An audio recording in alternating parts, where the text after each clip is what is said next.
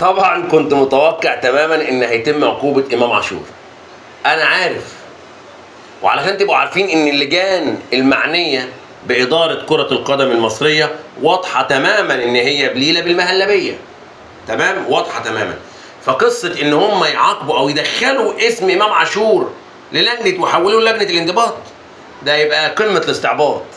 ولكن ما تقلقوش، زي ما عملوا في كهربا في ماتش السوبر وقفوه، هي لجنه عقوبه كهربا فقط لا غير. زي ما عملوا في كهربا بس علشان خاطر قال عقده صح وخلوها اوف، كهربا حطه صح، حتى لو كان حطه صح هو حط ايه صح، فما اعرفش الى اين لجنه الانضباط.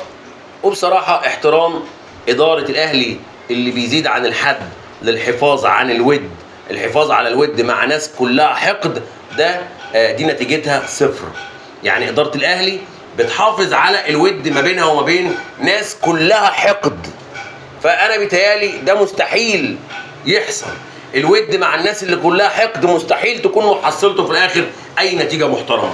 فبالتالي انا اتمنى اداره الاهلي تاخد اجراءات قصاد اللجان المعنيه او المعينه للحفاظ على الرياضه وحقوق الرياضه المصريه. انا اتمنى يكون في موقف شديد اللهجه من اداره الاهلي مع هؤلاء اللجان اللي واضح عليهم الانتماء للبليله او الانتماء الواضح لحرب النادي الاهلي. فقصه عقوبه امام عاشور ده شيء غير مقبول تماما، او تحويله لجنه الانضباط ده شيء غير مقبول تماما. وعايزين نشوف لجنه الانضباط بتعاقب حد غير الاهلي وجمهوره فقط لا غير. وانا اتمنى، ده اول فيديو لنا في قناه كواليس اهلاوي، اتمنى تعمل لايك للفيديو ده علشان يوصل لاكبر عدد من المحترمين. ولو لسه ما اشتركتش في قناه كواليس اهلاوي اشترك وفعل الجرس عشان يوصلك مني كل جديد. وطول ما في جماهير النادي الاهلي ما تخافش على الاهلي. دمتم في امان الله، والسلام عليكم ورحمه الله وبركاته.